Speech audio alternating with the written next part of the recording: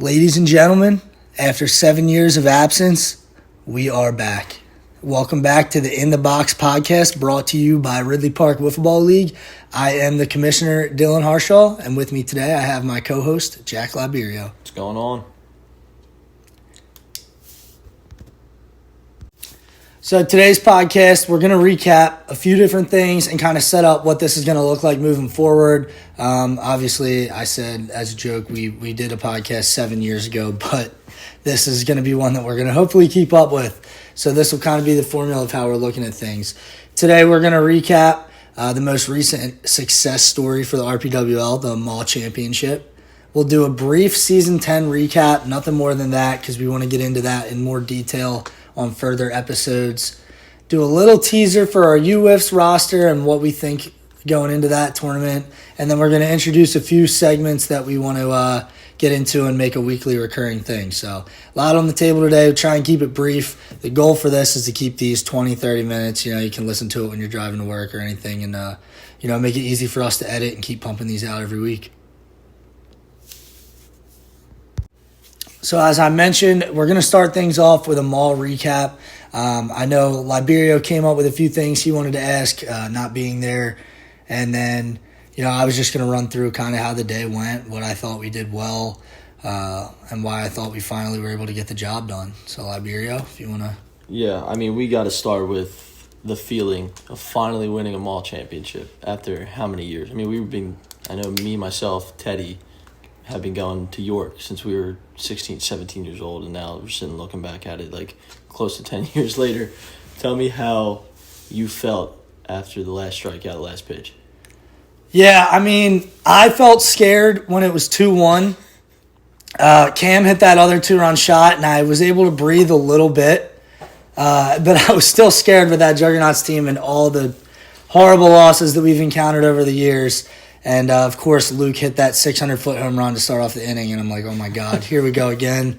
But, yeah, that last strike, it literally felt like there was just a weight lifted off my shoulders. The best picture of it is Nico just did his YouTube recap, and, I sent a screenshot into the group chat. You just see, the look on my face of just relief. It's, finally, after all these years, I said it in the interview, too, we've just been so good for so long as a team and as a league, and we just have had nothing to show for it, so it finally felt so good to just get that one big win. Not a regular season tournament, like a big championship. Yeah, you got to look at the wild card. Yeah. No Cam Farrow. Yep. No Brendan Bowes. Cam decides to go down the shore and not play. That was crazy. He skips the tournament. Yeah. Just to butt in real quick, Tim and Paul's recap with Nick Schaefer, they said, oh, man, they batted Cam fourth. I don't know. I guess it worked. They know more than us. The only reason he batted fourth was that was his punishment for not showing up to the wild card tournament. He skips the wild card, gets punished, and outperforms expectations in the championship. And that's what you need. You need that guy to be the guy. And he texted me the night that they clinched the wild card win and said, I'm winning us this tournament in 2 weeks. Yeah, good call. And, he had game-winning hits in – game-winning hit in Game 1 against the Risers, the triple. He had a game-tying hit in Game 2 when we were down 1-0. He would have had the game-winning hit if Ben Doolin didn't make an amazing play, diving and full layout, catching that ball. And then Game 2 of the championship, he had the game-winning hit, the two-run homer off Ryan. And then Game 3, he had, it counted as the game-winning hit because they scored the two in the last inning. So that's 3 game-winning hits out of 4 hits, so 4 wins. So, yeah, it's a collective effort for sure. You have Bowes pitching, but you need someone to be the guy. So in the wild card tournament, it was obviously Teddy. Teddy was a freak, 6 home runs. Yeah, that was insane. Everybody knows he's a psychopath, and if you let up a home run, guarantee that he's running around the bases, no matter if he's up 10-0 or if it's a 1-run game. So, but in the championship tournament, you have Cam step up at the plate. Everybody does a little bit of their own stuff, but you need that one guy. You need one guy to be the guy.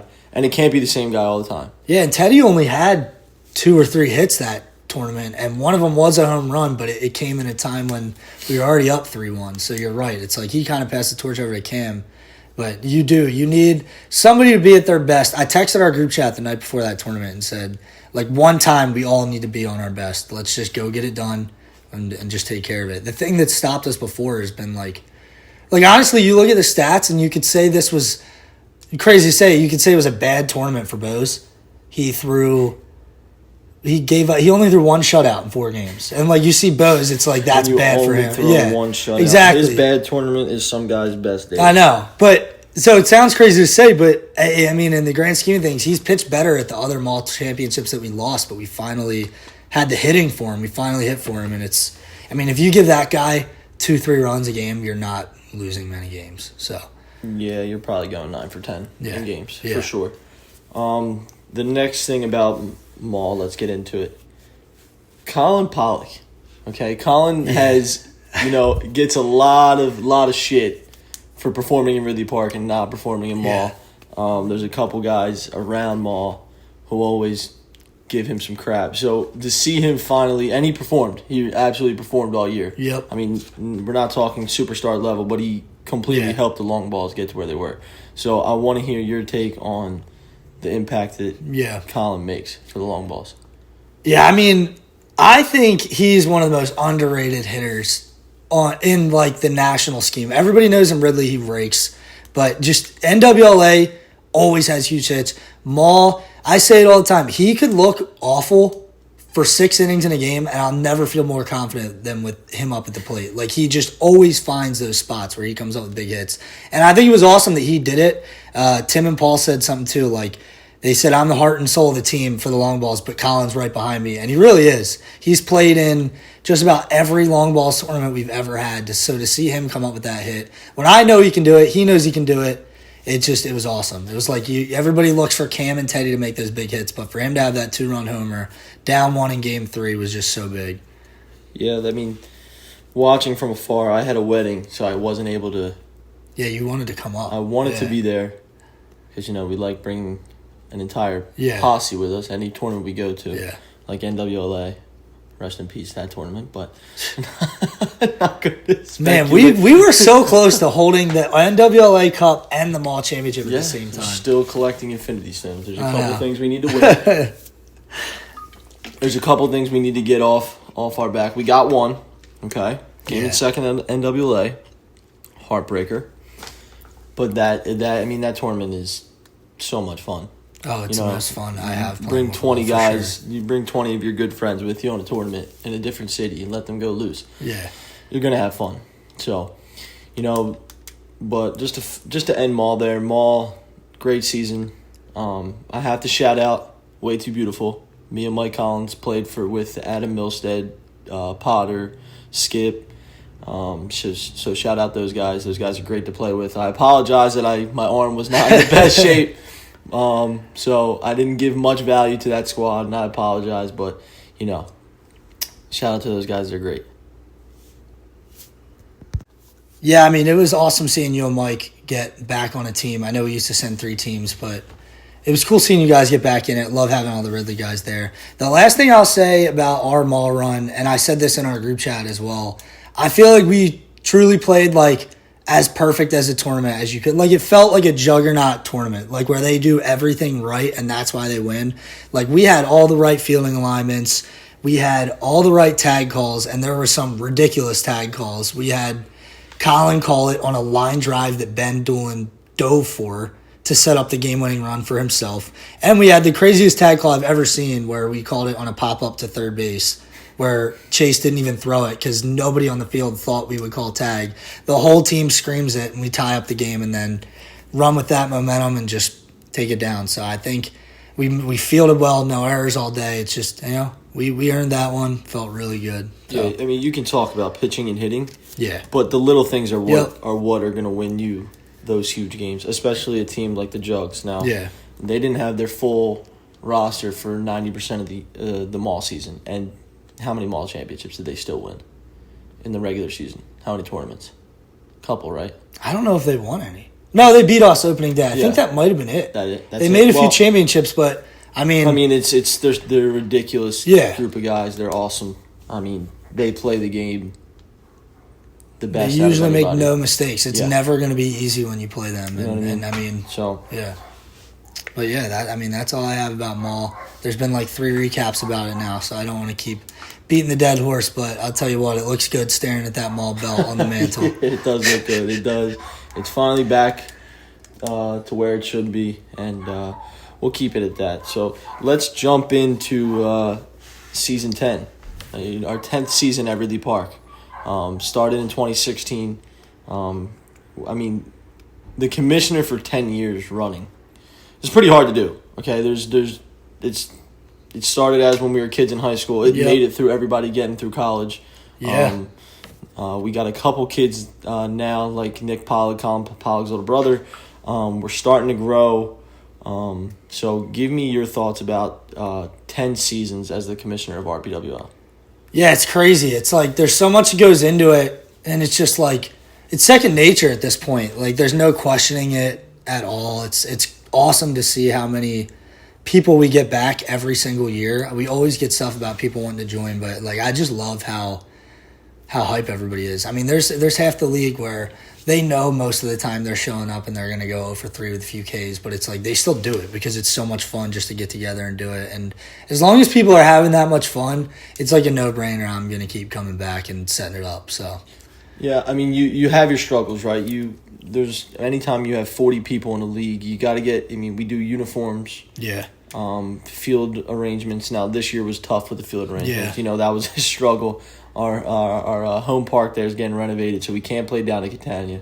So we only have one field. We started the year with 2 fields, and shout out Ridley Area Little League for letting us use the turf. It didn't work out as best as we wanted it to. Yeah, we got a bunch of crybabies. A bunch of guys didn't like the turf. It wasn't. It was, it was beautiful to play on. I don't even know how to describe it. It fell through the cracks for whatever reason. But shout out Ridley Area Little League because they stepped up and tried to help us at least. And that was huge. We appreciate them for that. But so we end the season with one field, which for scheduling is a nightmare. Especially when you can only play on 2 days and everybody's got a different schedule. You got guys that work nights, so they can't play at night. So Sundays are huge. So you're trying to get people to come to the games and you're trying to get scheduling all done. So give us a little bit of the inside scoop on how tough it is to really manage this whole thing. I mean, you have your outliers. Teddy Drescher might be the most annoying captain to work around. He makes my life miserable. He thinks that somehow there's infinite days in the summer where I can schedule him 3 weeks off between mall tournaments and still make it happen. But no, I think all the captains do a great job. This year, I kind of had to put my foot down and set. Usually, I do like week to week to make sure everybody can go. I had to set like a schedule in advance and get the captains more involved, which I have to stop coddling them sometimes. And they stepped up this year for sure. We set like a full schedule out in like May maybe, and I just said, here you go. If you guys can't make it, you talk to me, you get like a week grace period. I'll move everything around, but after that, it's up to you guys. And yeah, the captains really stepped up big time this year and helped me out because you're right. Usually it's easy. We have 2 fields. We can run games at the same time, and I can just kind of slot teams in whenever. But I think I looked at it at the beginning of the year, like out of every possible time slot that we had on Sundays and Wednesdays, we had to utilize like 90% of those to get done by July. So it was a bear, but it was a bear to get through it. But I mean, we did. We always do. If we got to pay a championship in October, we'll still get it done. So we've been there before, and not to go into depth anymore, but 2020, we played at how many different fields? At least 4 or 5. Yeah, like 4 or 5 fields. Ended that one in September, and then 21 we had 1 field with no lights, and that took us into October. But yeah, no, 10th season I think was an awesome year. We had a very exciting year, very exciting playoffs. We had our first ever 0-14 team in the Angels, and they were much better than historically bad teams in our league. That just shows how competitive of a year it was. Yeah, I mean 0-14. If you go back and watch all the Angels games, I mean, I feel bad for those guys. The ball didn't roll their way. They might have lost 10 games in either extra innings or by 1 run. It was crazy. I mean, that's just how competitive it was this year. Yeah, I mean, Nate Smith, he's a great player. Kept him in every single game. Yeah. He makes the trade, and just to go into it real quick, he made the trade with Greg to move up to 4. And at the time, I said that's going to hurt him. He wanted Noah. Didn't work out. Ends up trading Noah for next year's second, which I thought was good. Good by him. It was he didn't have one. So he realizes he's not going to do anything, makes that trade. So good trade by him to recoup that second. So let's go in very, very quickly. Let's go into the award winners here. So run down the list of our 10th season award winners. Yeah, I think quick recap of it. We had Bose and Sean as the MVPs. Sean's first MVP since 2017. That was pretty sick. I don't think a lot of people know that. But yeah, he went like 5 years, or 7 years without one, finally gets one. Cy Young, also Bose and Sean, they dominated on the mound.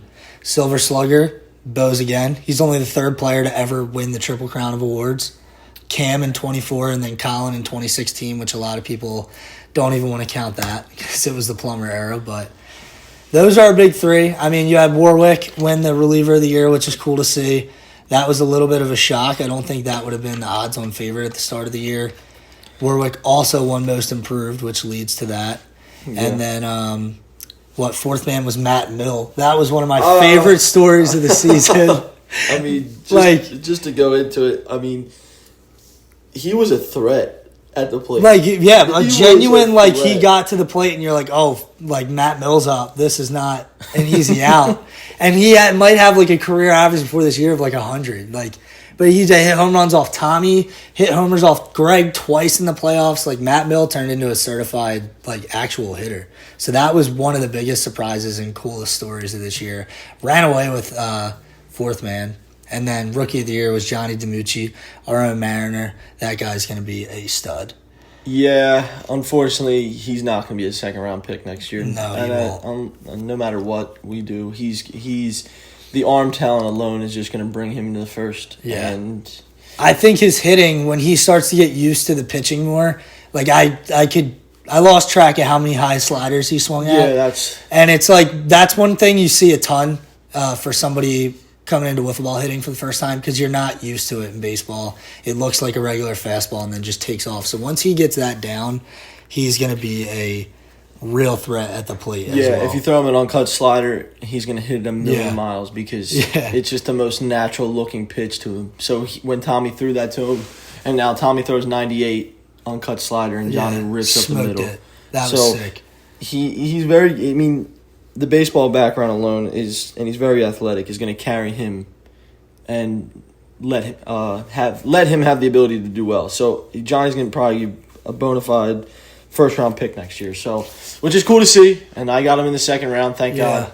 I wish I could have waited and got him in the third round, but there's no way. There was no shot with the background. People are going to bet on talent alone and high ceiling, low floors. And the biggest thing I thought about the rookies this year, so Johnny and Byers, didn't see Ayers up there as much, but what specifically Johnny and Byers, those dudes really seem like they love it, which is something that I love to see. Byers more than Johnny. Johnny looked like he always had a good time, but Byers was showing up after baseball games just to watch games that he wasn't even in. And that's for me, that's awesome because it's usually me, Sean, and the two teams that are playing. So when you have guys that are coming up on weeknights to watch games, it's so cool to see, especially from a rookie. Yeah. And his improvement over the year, Byers specifically, from week one till the championship, looked like a totally different player. Yeah. I mean, it's awesome to see guys fall in love with the game. We've been playing it since we were for 10 years now. There's guys who couldn't play it for any reason, didn't want to play it. You got guys like Frank Gallo who came back this year after not being he hasn't played since 2020. Yeah, he won the chip and bailed. And bailed out, took his ring and left with us on the Blue Jays in 2020, and then he came back, and I mean, just to see Frank, and Frank's a great dude. You can tell the fun and the passion is back, and you could really see that this year. It was a lot of fun. Yeah, I feel like this might be a good segue too. Talking about guys coming back to the league. One thing we always deal with is guys leaving, and we are having a huge member of our league depart this year. And Pirates captain Greg Myers. What are your thoughts on that, Liberia? I give Greg a lot of shit over the years, and I love Greg, but I'm sad. I'm sad to see him go. He's been talking about going to Colorado for... It feels like 5 years. We always knew it was coming, but... But every year he was still back, and now he's finally. And shout out Greg, he accepted a job, I think, or he said Parks and Rec job. So maybe Colorado Wiffle League will pop up. Yeah, so he's doing what he always talked about. He always said he was going to do it. So shout out to Greg. Obviously, we're sad because we love Greg and he's a captain and a huge role to RPWL. But he's doing what he wants to do, so that's really cool, and we're really happy for him. But it definitely sucks. It definitely sucks for sure. So we can gravitate to a couple segments here. One segment, if anybody listens to the WIP morning show with Joe DeCamera on 94 WIP, we're going to play a little game every podcast called Beat the Commish. So we're going to have somebody call somebody or have somebody call in, do a minute and a half timer, 5 questions, and you got to see whoever answers the most questions wins. If anybody knows Dylan, they know that his brain doesn't work the way everybody else's does and remembers every little detail of every little thing that includes RPWL. I spent way too much time in college looking at this stat sheet and everything. You ask him a question from 2017 and somehow he knows it. Yeah. So we're gonna play a little segment we call Beat the Commish. We'll get somebody on the phone here. Dylan will walk away, ask them the questions. He'll come back and we'll see who wins. So stay tuned for that. Yeah. Go ahead. All right, we got co-commissioner Sean Bing on the phone, first ever contestant of Beat the Commish. JVH politely declined, but that's probably better for our listeners anyway.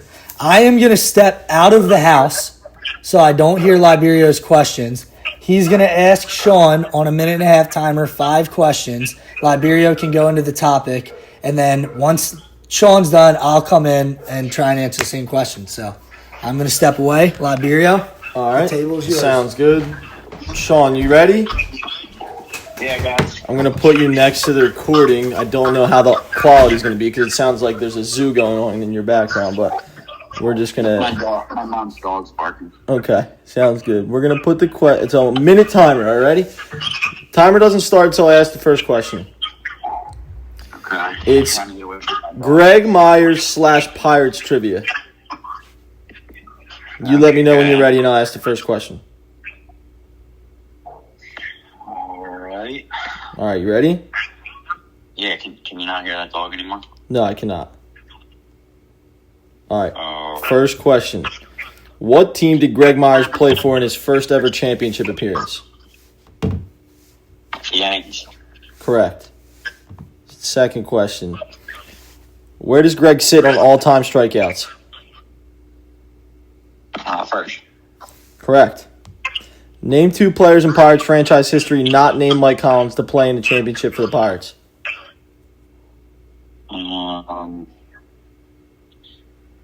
Ben Worley and Josh Butler. Oh, 3 for 3. Here we go. In 2016, Greg let up the most home runs in a single season. How many did he let up? I think it was 18. I don't think that's correct. I'll have to double check for you. Greg is his second all-time in pitching wins. Name the player who has the most. Me. Wrong. Okay. All right. 3 for 5. Not terrible. Okay. I'm going to bring Dylan back in here, and we'll be right back. All right, Dill. You know how it goes. Okay. Sean did pretty well. How many get? I can't tell you that. I cannot tell you that. I'm a little nervous. I won't lie. It would be tough to start 0-1, but, if I do, that just means I got to study harder. I got complacent. Okay. Timer starts after I'm done answering. Okay, is it a minute and a half? It's 1 minute. Oh, okay, 5 Sean questions. flew through it. Okay. Damn, all right. So it's Greg Myers / Pirates trivia. Okay, All right. Timer will start when I finish asking the first question. Okay. Are you ready? Yes. What team did Greg Myers play for in his first ever championship appearance? The Yankees. Correct. Where does Greg sit in all-time strikeouts? 1. Correct. Name 2 players in Pirates franchise history not named Mike Collins to play in a championship for the Pirates. Dane McGrath, Josh Butler. Correct. In 2016, Greg let up the most home runs in a single season. How many did he let up? I would guess. Does this include playoffs? I'll pass for right now. I'll pass. Greg is second all-time in pitching wins. And name the player who has the most. Colin Polley. Correct. In 2016, Greg let up the most home runs in a single season. How many did he let up? 12. So 4 for 5? Dylan went 4 for 5. You beat Sean Bing. Sean Bing went 3 for 5. Let's go! Start the podcast off. Good effort, Sean. What ones did he get wrong? Let me guess. Did he get the wins one wrong? Yes, he said himself and not Colin Pog. A little Sean clogging up his own brain there. It's definitely Colin. It's not Sean. Yeah. How many home runs did he give up? He gave up 13. I was going to guess 14. I was between it. He gave up 13 in 2016. Damn. And I said 18. Sean said 18. Kind of 18 home runs in a That's season. a ton. Is insane. I knew it was a lot. I was in that 12 to 14 range. I was, damn. Okay. Sean, do you have anything to say? Because you are a loser today. I'm a loser. Kind of telling you and expecting that, but I thought I did pretty well. 3 for 5 is good, It is actually. really good. It is really good. So, Sean, thanks for playing. We'll talk to you soon. Yeah, you did Ben and Josh. Those were the two I did. So all right, Sean. Thanks for playing. We'll talk to you. All right, have a good day, guys. You too. See ya. See you, Sean. Did Mike Collins even play? No, he didn't. Now that I read that was back, gonna say. Mike Collins did Yeah, not he play on was the only- championship. yeah. And I switched the question and kept Mike's name in. It was going to be semifinals games, and I switched it Okay. to championships. So that's my fault. See, I was thinking, I thought you When were I thinking. said, and I didn't realize it until I asked you, and I said, "Wow, Mike's never played on the championship for the Yeah. Pirates. He's only played for the Blue Jays." Yeah. So when I said that, I did not go back and edit my question. And I said something. Man. So 4 for 5. Well, it feels good. It feels good. And the fifth question that I got wrong, that feels like the type of question that I would get wrong. And I told you if I'm going to get stumped, it's going to be on that's a pretty oddly specific number. If I knew 13, that would have been crazy. I'm actually surprised that I was only one off. But I wouldn't put it past you to know that. I was pretty positive Sean wasn't getting that one. I thought that he might have got everything else.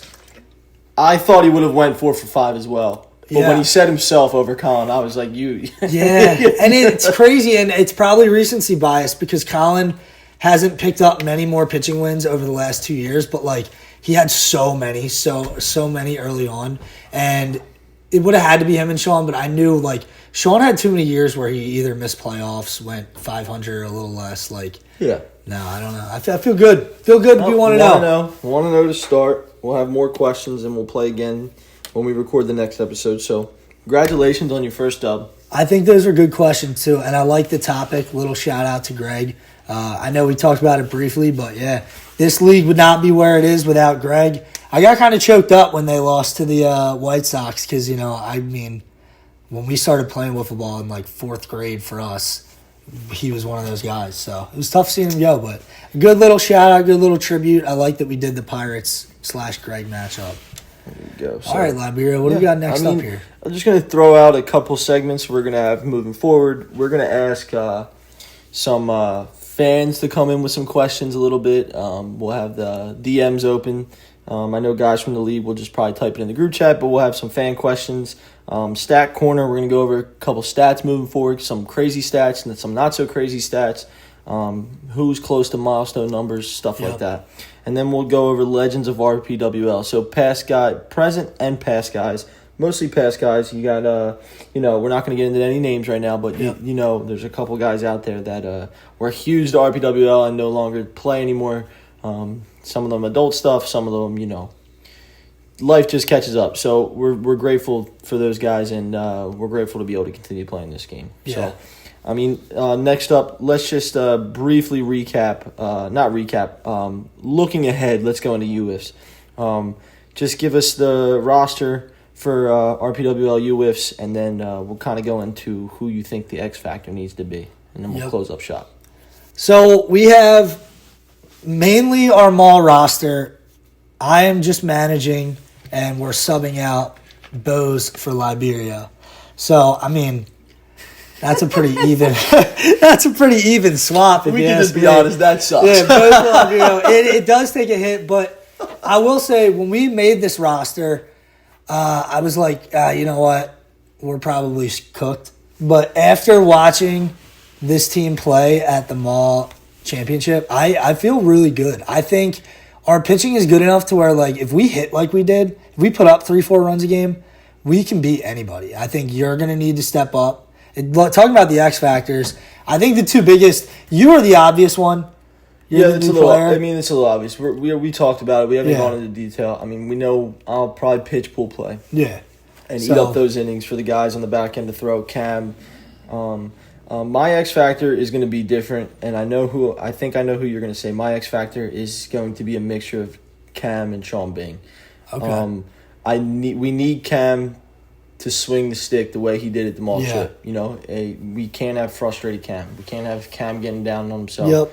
And he knows that, and he's done a really great job of that the last year or two, and just playing free. So if he swings a stick like he did in the mall chip, and you have Teddy swinging the stick, and Sean Bing and Colin can give you a couple hits here and there, it's dangerous. That's our lineup. Just one. Same thing. Yeah. So that's just what it's going to for us to make a run, and everybody knows winning UWiffs is probably the hardest tournament to win. We're not saying we think we're 100% going to win. Nobody's saying that. But to make a run and to play deep into the tournament and just put on a show, that's what's going to have to happen. So Sean Bing, for me, is going to have to eat up a ton of innings.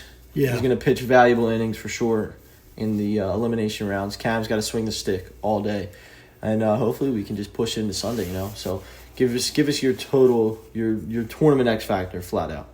Yeah, I'm going to go different. I'm going to say Teddy. I know he's been iffy on the mound at this tournament in the past few years, and if he's throwing as good as he can, I think he's one of the best pitchers out there. I think the Jugs have actually said, like Stant has said, that Teddy is the hardest pitcher that he's personally faced. So, like, if you have a guy like Stant saying that, like, to put it plainly, he rakes Bose, which is insane. He's probably hit 5 home runs off him, and just it's so hard to get him out. Like, for him to say Teddy's the toughest pitcher he's ever seen shows how good Teddy can be. So if he's able to, like, finally put it together and pitch, we're going to be in a good spot. And I love that we kind of have no pressure on us this year. I mean, people probably saw our roster and they're like, oh, Bose isn't on it. They're done. No Zane. No Zane. I mean... So, I mean, it's not, you know, me and Colin probably wouldn't be on the roster if Zane was able to make it, if Bose was able to make it, or even if Tommy was able to make it, you know. Yeah. Just to give us that extra, you know, push with the arms. Zane's a freak athlete, so you want Zane on every single team. Yeah. No matter what. But this is what we're rolling with, and this is what we got, and there's absolutely zero pressure. We're going to go in and kind of, you know, roll the momentum from a mall chip. Get some practices going, and we're going to go into York and just play our game, man. There's no other way around it. We just got to play our game and see what we do. You know, we're just trying to make a run. We're just trying to have fun. Nothing else to it. There's no pressure at all. Yeah, and I will say, like you said, take the momentum from Law. Cam has said that he feels so much more confident now that we got that win. I've never seen him so confident before, which is a huge plus. And when that guy plays on top of the world, he's on top of the world. So the deepest run we've ever made, that Elite 8 finish, and I think it was like 2021, Cam batted like 540 in that tournament. Like, he is one of the best players in the game when he's playing good. So if he's there, you got Teddy throwing, you got you who pitched good last year in pool play before you were even really a starting pitcher in our league. And then Sean, you know what he's going to do. He's going to go out there, eat innings, he'll throw strikes. And then Colin, he comes up with those big hits. And I love the vibes on this team too. So I'm excited about it. I think we can get out there and do something good. Yep. So, kind of at the time here, let's just start closing it up. Yep. Let's get out of here. We got football on today. It's Sunday. Moving forward, we will have, when we record on Wednesdays or any other weeknights, we'll start giving our little parlays that we're going to put in. We watch Sunday Red Zone together as a group, so we sweat a ton of bets. So moving forward, we won't do it today, but we'll start giving you some prop bets to bet on. But, first episode of Back in the Box after a short stint of non-existence. So, you know, I'm hyped to be doing it with you. We're gonna have some special guests going forward. See who's available. JVH is a part of the crew. He couldn't make it today, so he'll be here moving forward. We'll get some not so ball knower takes from him. He's more for your comedic relief. Yep, exactly. So So it's been a pleasure. Anything else you got? Yeah, just one thing I wanted to say is just kind of going forward, we're going to try and get a team member from each of the teams this year to kind of help recap our 2025 season and honestly the last 10 years of RPWL, just little by little each week. So, we have something to talk about in the off season. But yeah, I hope you guys enjoy. This is the first one. We're going to try and clean these things up and keep making them better, try and get some visual in too. But me and Liberio, new to this. It's a work in progress for sure. Follow us on all socials. You got Twitch. Yep. I think we're going to start doing some YouTube stuff. I'm not sure. We got to work out all the kinks there. RP_Wiffle on Instagram. Yeah, and Twitch, Twitter, pretty much everything. Facebook too as well. You can also put that into Google, and our homepage will come up with all our stats and all the teams and everything like that. So follow along. We'll be here. So see you next time.